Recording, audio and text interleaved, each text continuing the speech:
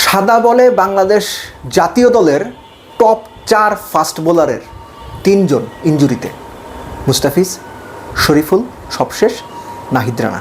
এই ঘটনাটা কেন ঘটছে? জিম্বাবুয়ের বিপক্ষে টি-20 সিরিজেও বাংলাদেশের টপ 4 ফাস্ট বোলারকে খেলানো কি দরকার ছিল? এই প্রশ্নগুলো উঠছে, আলোচনাটা জরুরি।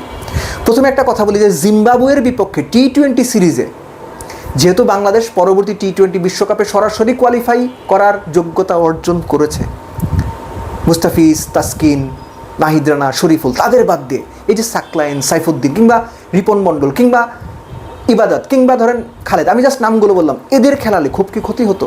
কি হতো?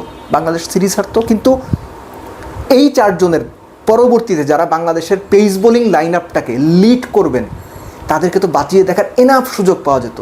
যে কোনো কারণেই হোক, কোচ ক্যাপ্টেনরা মিলে কিংবা ন্যাশনাল টিম যারা নিয়ন্ত্রণ করেন, যাদের সিদ্ধান্তে চলে, তারা মিলে বোধহয় এই সিদ্ধান্তটা নেওয়ার ক্ষেত্রে আরেকটু সাহসী হলেই পারতেন। আমি পার্সোনালি ফিল করি জিম্বাবুয়ের এগেনস্টে স্পেসিফিক্যালি টি-20 সিরিজে একটু নতুন কাউকে বা ওই 4 জনকে বাদ দিয়ে নতুনদের একটু বেশি সময় বাজিয়ে দেখার সুযোগটা বাংলাদেশ নিতে পারতো সাহস করে, যেটা তারা নিতে পারলো না।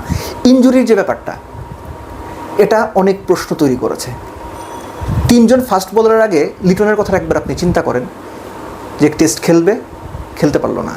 জিম্বাবুয়ের কথা বলছি, জিম্বাবুয়ে সিরিজের কথা। তারপর 2 ওয়ানডে খেলতে পারবেন না, 3rd ওয়ানডেতে খেলতে পারবেন, সেটাও হলো না। তাহলে এই যে লম্বা সময় ধরে সেই অস্ট্রেলিয়ার বিপক্ষে হোম সিরিজ থেকে লিটন ইনজুরিতে, তাহলে আপনারা কি অ্যাসেস করছেন? যে আপনারা একবার মনে করছেন তিনি খেলতে পারবেন, প্র্যাকটিক্যালি তিনি খেলতে পারছেন না, আবার মনে করছেন তারা 3rd ওয়ানডেতে খেলতে পারবেন, প্রথম 2 ওয়ানডেতে খেলতে পারবেন না, সেটাও হচ্ছে না। তাহলে কি অ্যাসেসমেন্টে কোনো প্রবলেম হচ্ছে? এই দায়িত্বে যারা আছেন তারা কি সঠিকভাবে তাদের কাজটা করার ক্ষেত্রে খুব বেশি পারদর্শিতার পরিচয় দিতে গিয়ে ব্যর্থ হচ্ছেন? এই প্রশ্নগুলো এখন আসা জরুরি। ব্যাপারটা এমন না যে যারা কাজ করছেন তারা কিছু জানেন না, পারেন না, অফকোর্স নট। তারা পরীক্ষিত মানুষ, লম্বা সময় ধরে কাজ করছেন, ডাক্তার, ফিজিও, ট্রেনার যারা বিভিন্ন দায়িত্বে আছেন, এবং তারা যথেষ্ট যোগ্য মানুষও। কিন্তু তারপরও এই ঘটনাগুলো কেন বারবার ঘটছে? স্পেশালি নাহিদ রানার কথা আমি বলি। এর আগে বেশ কয়েকটা ভিডিওতে আমি বলেছি যে নাহিদ রানাকে প্রিজার্ভ করা উচিত। কোন সিরিজগুলো সে খেলবে, কোন ম্যাচগুলো গুরুত্বপূর্ণ, কোন ম্যাচগুলো খেলার ফলে তার উপরে অতিরিক্ত প্রেশার বা ফ্যাটিক তৈরি হবে, এই ব্যাপারগুলোর অ্যাসেসমেন্ট জরুরি। বাংলাদেশ ক্রিকেটের একটা অভ্যাস আছে, কোনো পার্টিকুলার প্লেয়ার যদি ভালো করতে থাকে তাকে সব ফরম্যাটে খেলিয়ে দেওয়া হয়, এবং অনেকটা এরকম যে ওই যে ডিম পাড়া হাঁসের একটা গল্প আমরা শুনেছি, সোনার ডিম পাড়া হাঁস, যে পেট ফেরে সব ডিম একবার বের করার চেষ্টা। তাসকিনের ক্ষেত্রে এটা হয়েছে। তাসকিন দিনের পর দিন ইনজুরিতে পড়েছেন। পরবর্তীতে নিজের চেষ্টায় কিংবা যেভাবেই হোক তাসকিন রিকভার করেছেন। কিন্তু এই যে নাহিদ রানার সঙ্গে কিন্তু অলমোস্ট একই ঘটনা ঘটছে। আমি যাদের কথা বলছি, এই 4 জন পেস বোলারই সিঙ্গেল হ্যান্ডেডলি বাংলাদেশকে ম্যাচ জেতাচ্ছেন। তো সেই ক্ষেত্রে তাদের বিশ্রামের যে বেঞ্চমার্ক, সেটা মেনেই করা হচ্ছে, সেটাও আমি বিশ্বাস করি। কিন্তু 3 জন ফাস্ট বোলারের একের পর এক ইনজুরিতে পড়া প্রশ্নের জন্ম দেয়।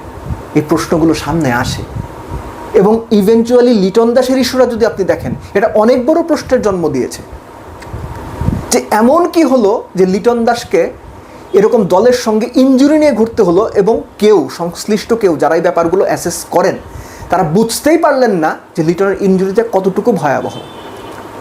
এনিওয়েজ, বাংলাদেশ জিম্বাবুয়ের এগেনস্টেও পাইপলাইন ফাস্ট বোলারদের খেলানোর চান্স নিল না। এবং এখন আপনি আইডিয়ালি চিন্তা করেন, তাসকিন, মুস্তাফিজ, শরীফুল, নাহিদ রানা, এই 4 জন যদি আপনি বাদ দিয়ে দেন, এই যে পেস বোলিং ইউনিট, দুর্দান্ত পেস বোলিং ইউনিট, বাংলাদেশ ভালো করছে, সবই ঠিক, কিন্তু এই দুর্দান্ত পেস বোলিং ইউনিটে এই 4 জন বাদ দিলে সাদা বলের ক্রিকেটে আর কয়জন পেস বোলার আছে যারা বিশ্বমানের, বিশ্বকাপে খেলার মতো, অপোনেন্টের বড় দলগুলোর ব্যাটসম্যানদের এগেনস্টে থ্রেট ক্রিয়েট করার মতো অবস্থানে আছেন? সাইফুদ্দিন আছেন, সাকলাইন আছেন, সেই অবস্থানে নাই। কিংবা বাইরে যারা আছে তাদের তো সুযোগই দেওয়া হয় নাই। তাহলে কিভাবে আমরা বলি যে বাংলাদেশের পেস বোলিং অ্যাটাকে যথেষ্ট রিসোর্স রয়েছে? রিসোর্স তখনই বলা যাবে যখন মূল প্লেয়ারদের পাশাপাশি, মূল ফাস্ট বোলারদের পাশাপাশি বাদবাকি যারা থাকবেন, 3 জন, 4 জন, 5 জন, সবাই যেন সুযোগে তাদের অন্তত 90% পারফরমেন্সটা করতে পারেন, সেজন্য তাদের সুযোগ দেওয়াটা দরকার ছিল। এই জন্যই বললাম যে জিম্বাবুয়ের এগেনস্টে টি-20 সিরিজেও 4 জন বাংলাদেশের মূল স্পিয়ার হেড ফাস্ট বোলারকে খেলানোর চিন্তাটা আমার মনে হয় যথেষ্ট সাহসী সিদ্ধান্ত ছিল না। এবং এই যে ইনজুরির ব্যাপারগুলো, এগুলো খুব দায়িত্বের সঙ্গে খুব ভালোভাবে বুঝে শুনে হ্যান্ডেল করতে হবে। কেননা ইনজুরিতে পড়ার সবচেয়ে বড় সমস্যা হচ্ছে যে প্লেয়ার রিকভার করে ফেলে, রিকভার করে তারপর যখন মাঠে আসে তার ফেলে আসা রিদমটা, ইনজুরির আগে নাহিদ রানা, মুস্তাফিজ কিংবা শরীফুল যে রিদমে থাকবেন সেই রিদমটা ফেরে পেতেও সময় লাগে। এখানেই হচ্ছে সবচেয়ে বড় লসটা হয়ে যায়। সো আশা করব যে বাংলাদেশে টিম ম্যানেজমেন্ট যারা আছেন, প্লিজ সুযোগ থাকলে একটু সাহসী হন।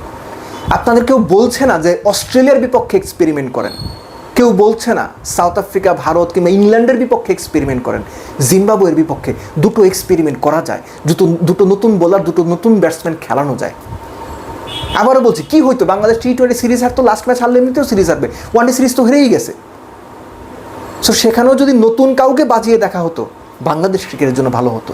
তবে এই ঘটনাগুলো দিনের পর দিন আগেও ঘটেছে, এখনও ঘটছে। কেননা ওই যে ফিয়ার অফ ফেইলিয়ার, হাই জিম্বাবুয়ের সঙ্গে যদি হারি মিডিয়া তো ধুয়ে দেবে, প্রচুর সমালোচনা হবে, এই ভয় থেকে বের হয়ে আসতে হবে।